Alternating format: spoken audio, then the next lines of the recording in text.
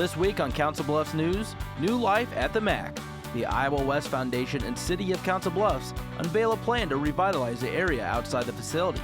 Holiday Phone-a-thon.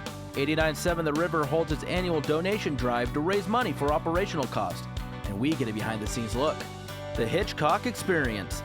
The Nature Center and Greater Omaha Trail Runners hold an event where participants are put to the test.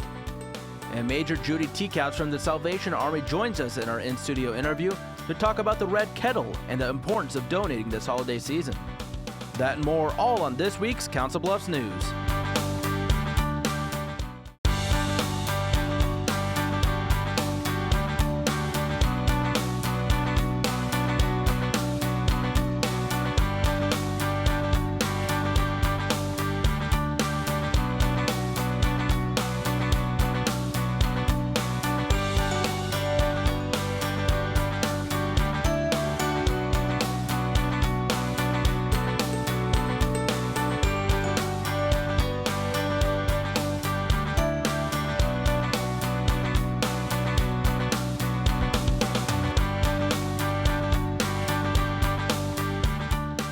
Hello and welcome to this week's Council Bluffs News. I'm Zach Harper-Blunt.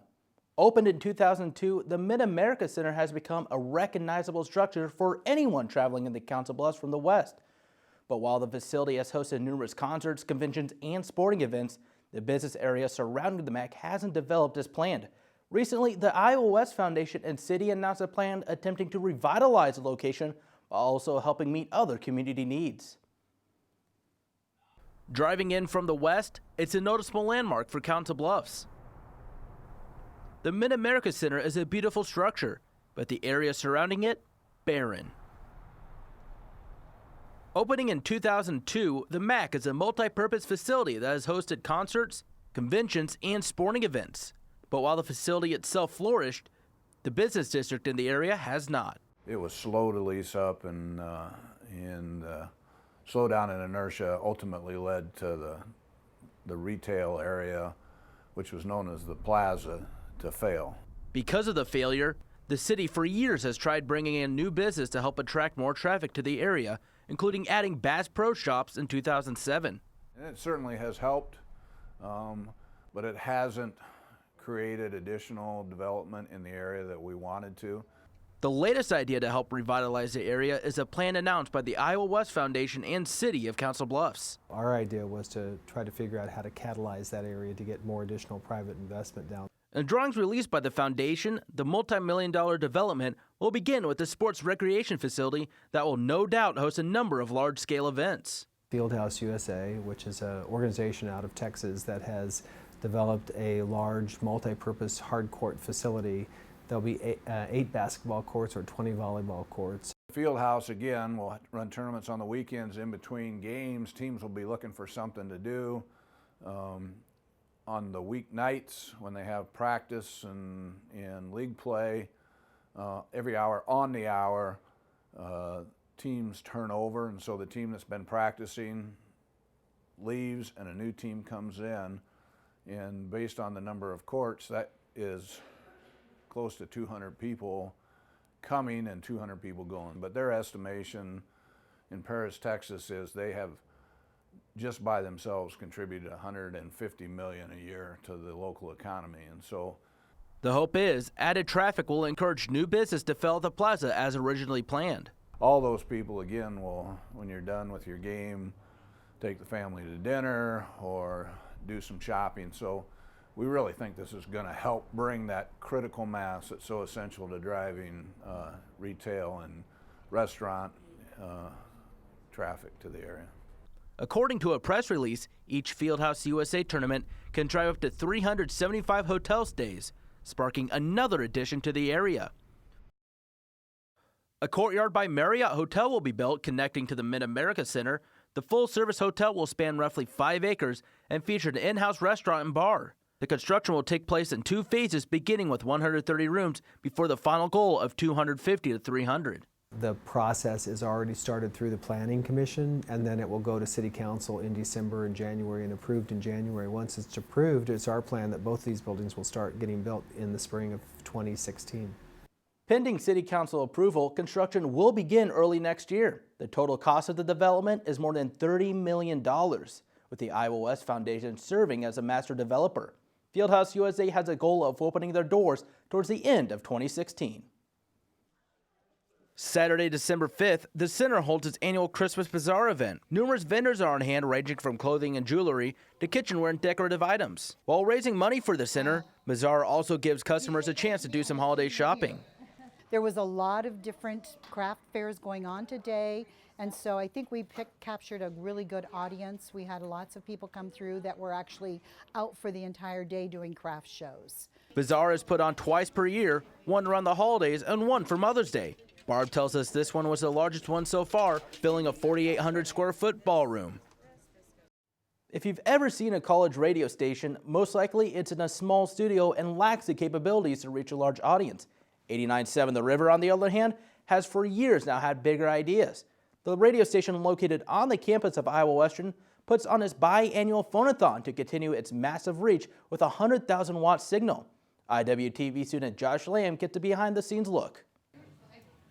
To stand out, they offer variety. New music first, rock music, alternative music, quirky music. And in a competitive market, 89.7 The River, located on the campus of Iowa Western, has a monstrous following. I like the diversity. We bring the best rock. Part of the station's success is the ability to transmit a powerful 100,000 watt signal reaching from Iowa Western to as far as Lincoln and Des Moines. But with success comes a price. We got to take care of our tower rental fee, and without that tower, we can't broadcast the music. We have to do this because we're not a commercial radio station. Like all college radio, The River, whose call letters are KIWR, cannot sell ad revenue unlike its area competition. So on Thursday, December 3rd, verification code, 89.7 The River winds down a week-long phone-a-thon, raising funds just to stay on the air. I would want to keep us on the air, and I feel like, all of our listeners agree with that. It takes place twice a year, once in the spring and then once just in time for your holiday shopping. To further encourage donations during the fundraiser, contributors are rewarded with some amazing prize incentives. So it's just really cool, all the things that they can win. They're winning guitars that are worth hundreds of dollars also, and just for, a small fee. We have such a huge support system. It's so awesome to see all the people who come in. And as the week goes on, it gets busier and busier because people are more aware of what's going on. And what's going on is a college radio station, rocking the metro area and raising funds to continue. The River is probably one of the only stations that put on a lot of huge rock shows around this area. It makes me feel great, yeah, because I've been listening to the River for 10, 15 years. We bring the best music, we bring the best concerts, we give backstage passes, we do it all. We really do it all, and it's a radio station supported by the best listeners on the planet. KIWR has been on the air for 20 years now, this being the 19th phone-a-thon event successfully in the books. For CBTV 17, I'm Josh Lamb. The radio station switched to their active rock and alternative format back in 1996. The holiday phone-a-thon this year brought in roughly $52,000. In news around the Bluffs, the Potawatomi Youth Council and Promise Partners team up to give out grants.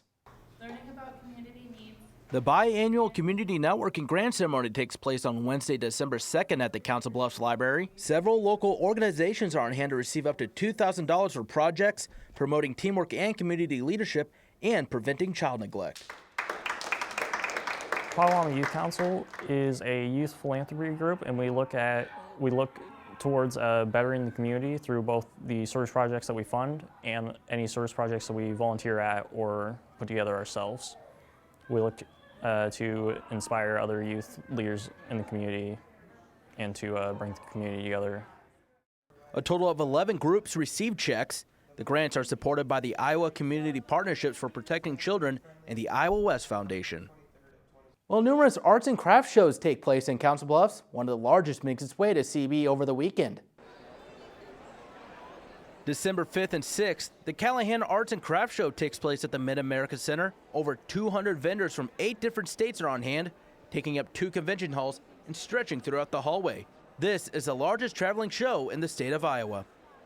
The exhibitors are thrilled with our shows. We got so many exhibitors coming from out of state that they love to come to Iowa, the sellers.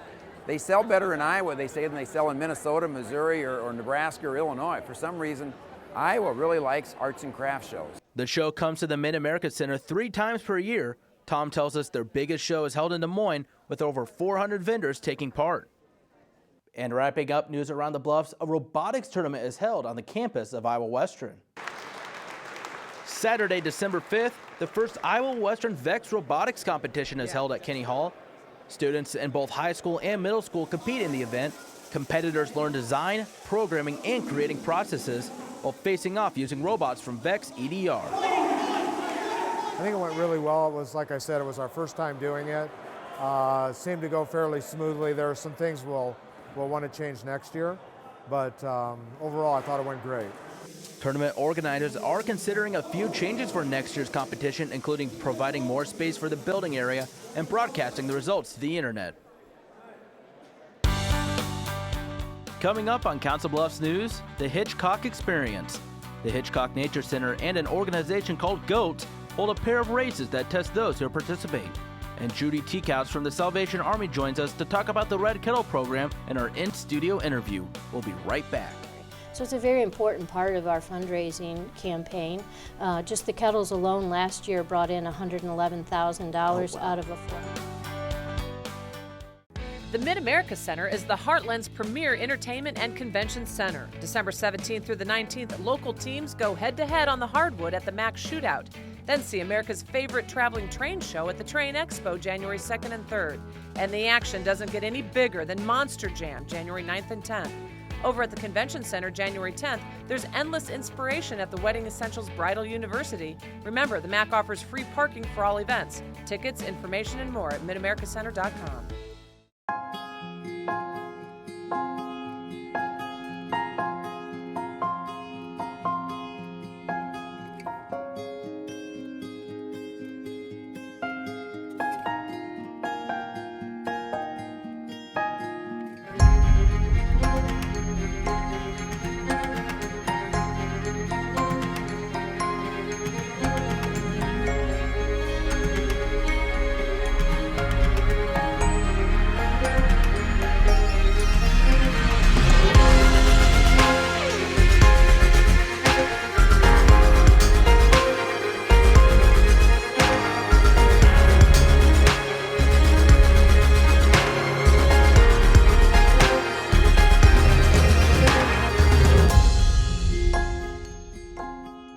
Schedule your campus visit today. Iowa Western. The world is waiting.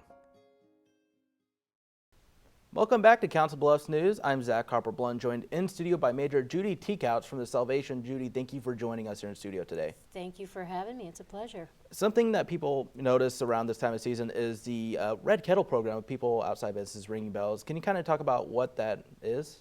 Sure. It started back in 1891. There was a captain in San Francisco and was noticing so many poor people, especially around the holidays, and he wanted to be able to keep feeding them, but he had trouble raising money for them. So he knew that the ships would come in at port there, and so he decided to put out a big pot and ask people to throw in money, and his sign said, "Keep the kettle boiling so we can feed the hungry." And that was the beginning, and now here we are over 100 years later, still ringing the bell, and our pot's got a little different looking, but we're still ringing the bell, trying to help feed people and help people throughout the season as well as throughout the year and at Christmas. So kind of when did it start moving out from just that one area to kind of across the entire country? Oh, it pretty much exploded real quick. Everybody caught on to that. That's a great way to do it. Get out in the streets where people are and ask them to help us put money to work in their communities. Now, for people to ring the bells at the kettles, there's probably a lot of different people. How many usually sign up for this?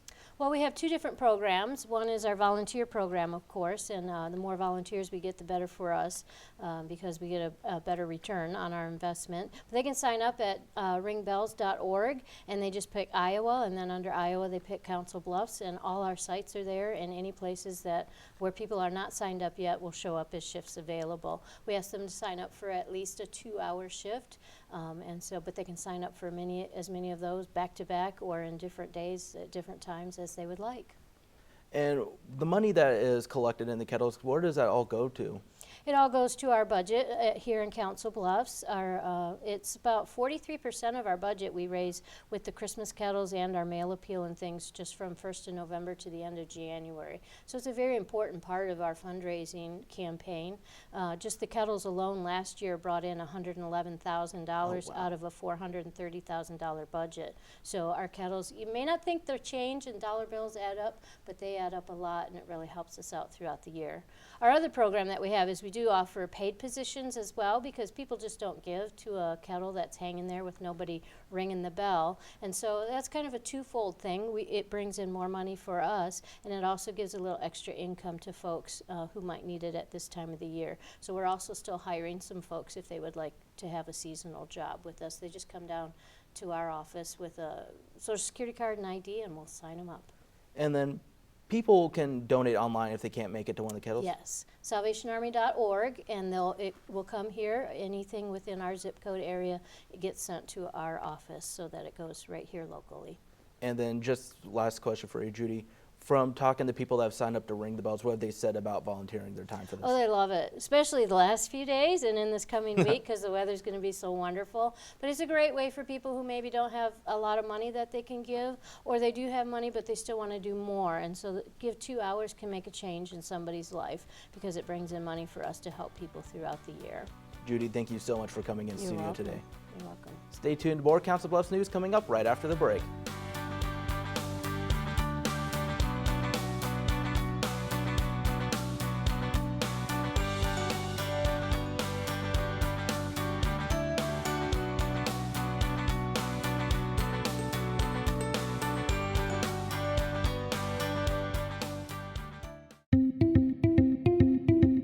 Create new opportunities and expand your knowledge with Iowa Western's continuing and career education. It was really intimidating to go back to school, but Iowa Western made me really feel like I could do it.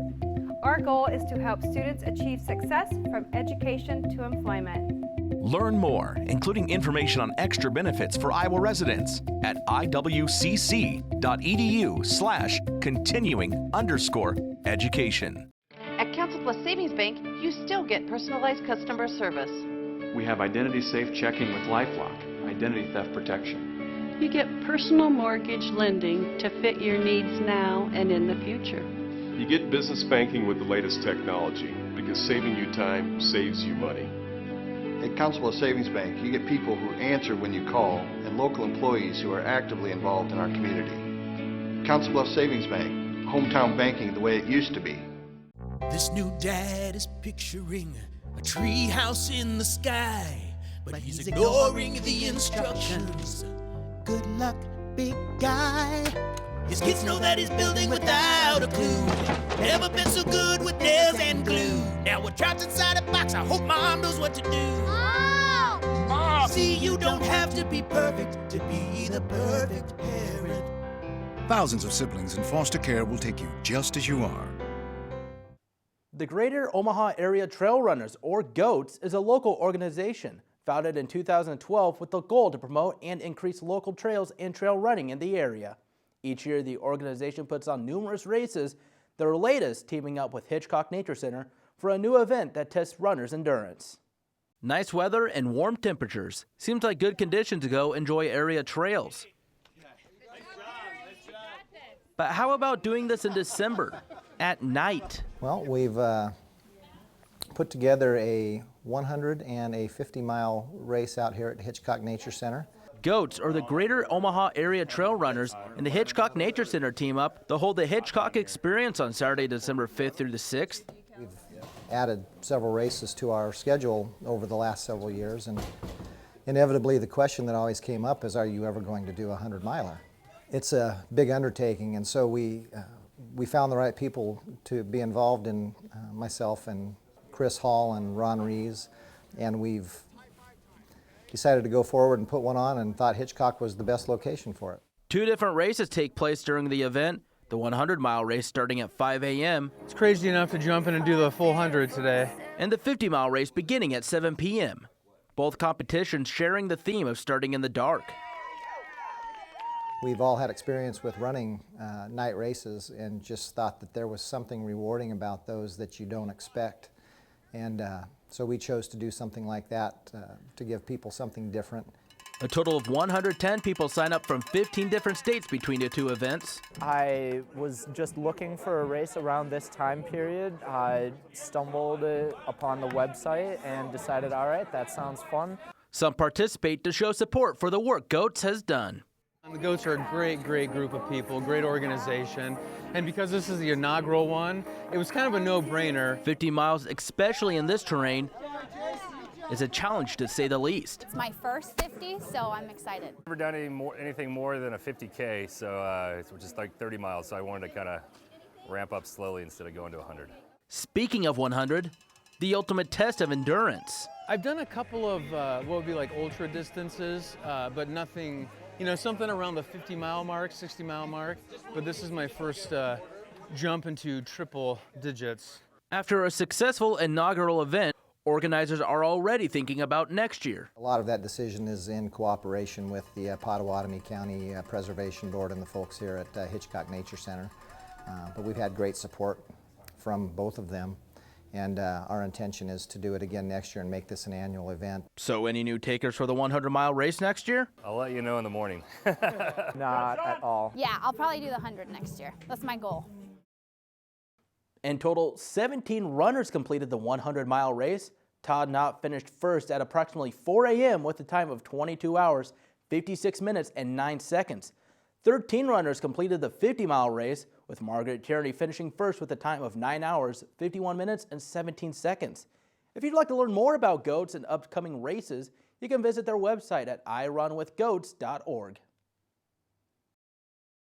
Heartland Family Service recently received a $30,000 grant from United Healthcare for its integrated health home program. The money will go towards helping families connect with health and prenatal care, education, and groups like peer coordination and preventative care services. Still to come on Council Bluffs News, there are plenty of animals that are looking for a good home at the Midlands Humane Society. Meet them in our Pets of the Week. Before that, we sit down with Community Development Director Don Gross to get details on what new businesses are coming to Council Bluffs. Then we'll wrap things up with a look at our weekly events calendar. Hey, I'm Anderson Cooper. As a parent, you want to make sure that your child knows how to deal with bullying when they see it happening. And chances are they want to help, but they don't really know how. Well, teach them that the best thing to do is calmly walk away, find a teacher or other adult, and speak up. And do your part. Be that adult they can talk to and trust will listen. Join me to help stop bullying. Go to stopbullying.gov to find out more.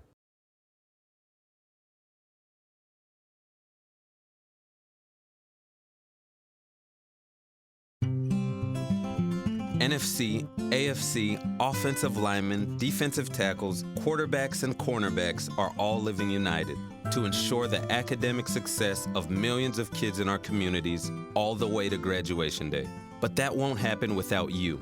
So take the pledge at unitedway.org. Make a difference in the life of a child. Suit up like your favorite NFL players and become a volunteer reader, tutor, or mentor with United Way.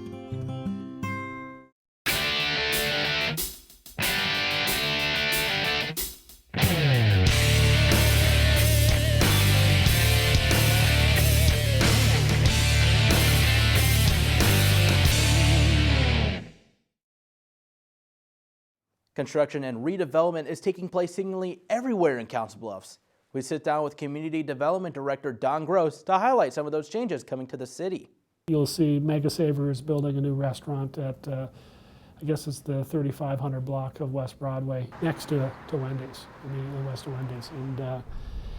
And that's a gasoline convenience store out of Omaha, and I think they have about 20 different locations in the metro. So I think this would be their first in Council Bluffs. Moving to the marketplace on 24th Street, there does seem to be activity finally there. They have received an email this week where they're going to build 2 stores in the inline stores, which are the stores, the buildings between Shopko and JCPenney's. You'll see there's like a couple teeth missing on that line.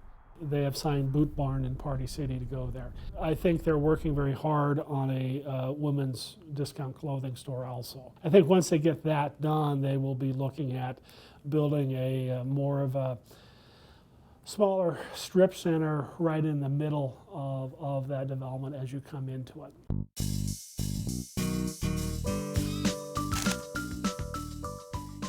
Terry Gatch Mills, and welcome into Pets of the Week.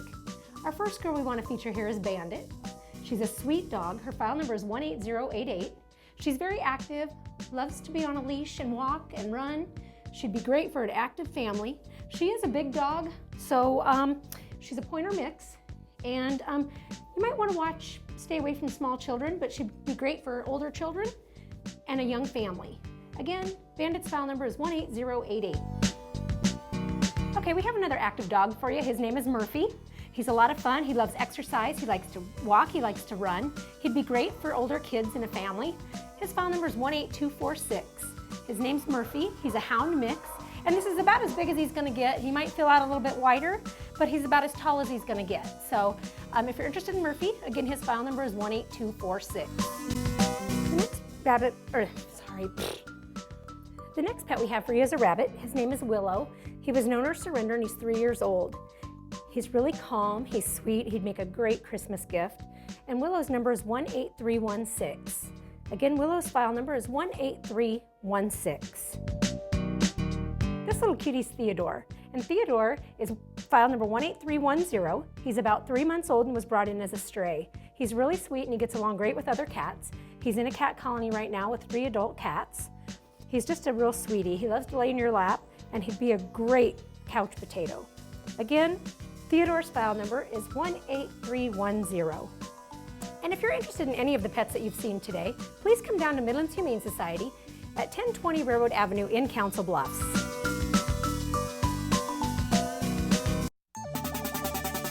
Now time for our weekly events calendar. December 11th and 12th, the Mid-America Center is hosting the Council Bluffs Wrestling Classic.